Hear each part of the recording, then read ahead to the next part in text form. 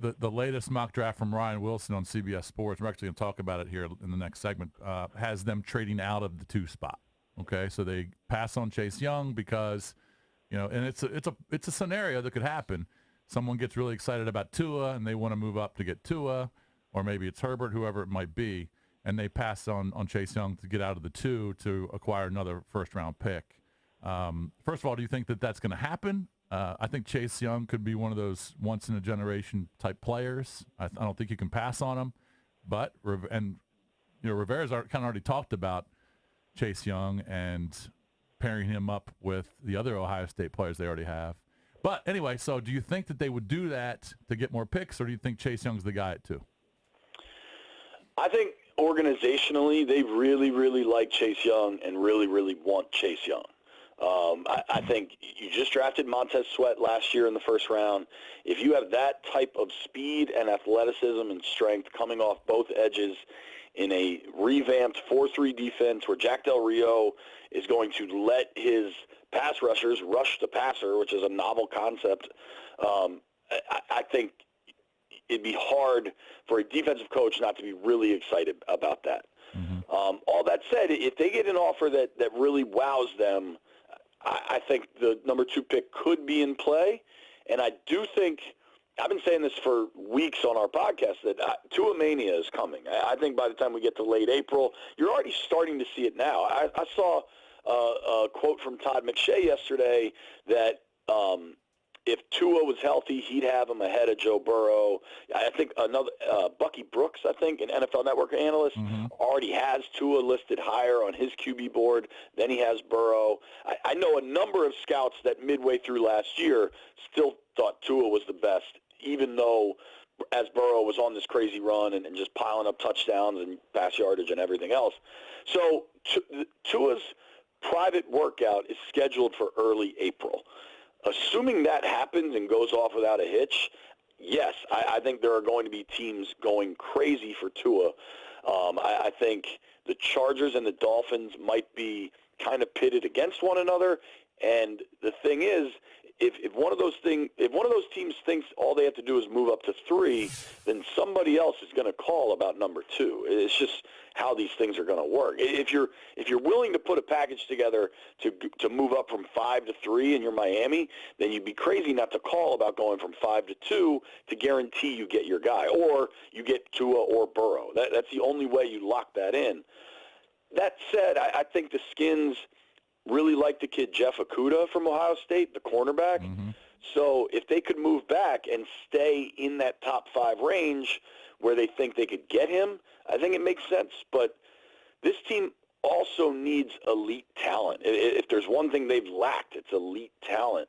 They don't have an all-pro player since the mid-'90s, I believe. So, or maybe it was the early 2000s. But they need blue-chip players, and I don't think you can get into a situation where you trade from 2 back to 11, and then you end up with like 11 and 25. I do still think they need a top 5, top 6 guy, and then to be able to identify who that player is and pencil them in as a starter from day one. They also need receivers, by the way.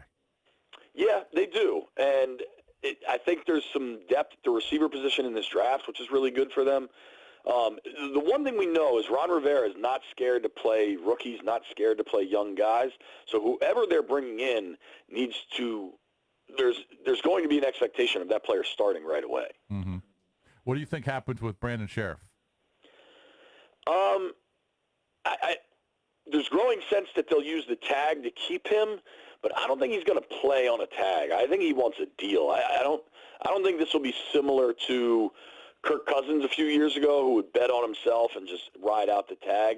I think I think by September, by the 2020 season, Sheriff would have a multi-year deal. He just doesn't strike me as the guy that wants to deal with this all the time and have the questions. And I mean, just last year when we had to ask him about the contract updates, he clearly wasn't a fan of it. Right. What kind of different things, and you may not know the answer, but what kind of different things, kind of off the field chemistry or dynamic things is Rivera doing at Redskins Park that maybe other coaches hadn't done? Is he changing anything I've heard some rumors over there.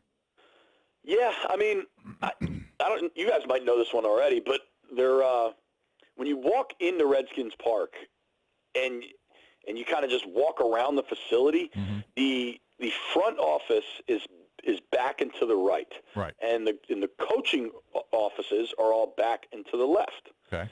And there used to be these doors, like kind of, like the door to walk into the intercom offices where you have to put your badge in front of it, and then the green light comes on, and then you open it and all that sort of stuff. Right. Like those doors used to have that. So everything was cordoned off. And I guess the idea was, the coaching office is private, the front office is private. And even going back to some of Jay Gruden's comments like 2 or 3 years ago, he would always say, we got to get the coaching and the front office on the same page because they're clearly not. Ron Rivera has just removed those doors. Like physically, those glass doors that you pull from the middle are just gone. So it's just open. And then the front office side, they were like heavier wooden doors, and they're just propped open all the time now. Like I haven't seen them close in the times I've been out there. And little things like that are kind of a big deal when you're talking about a new culture, player-centric, more transparency.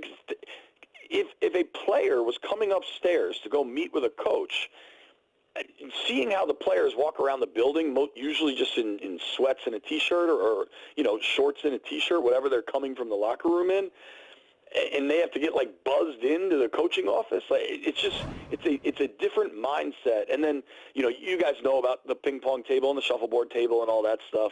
Those are like little physical things. And then I think we're going to see some differences next week at the Combine. In the Bruce Allen era, most things were done kind of in secrecy for no real reason. Yeah. And I think you're going to just see a new level of transparency where Ron Rivera speaks at a podium like every other NFL coach except Bill Belichick. I mean, there's ways that every organization does this that the NFL prefers, and then there's the way the Skins have run things for the last decade. And I think you're just going to see kind of a more normalized structure from Washington going forward. Yeah, I'd heard that too about him removing those doors. He's trying to promote like a camaraderie between the different departments. Which makes sense. Yeah. And that hadn't been done before. So, all right, interesting. All right, and it's also my understanding, at least leading up to their big February 10th, once all the evaluations were done and they're kind of moving forward with the season, he and Kyle Smith and Rob Rogers were meeting at least once a day, often twice a day. I mean, there was a lot of communication between Ron and Kyle kind of bridging that front office and coaching gap. All right.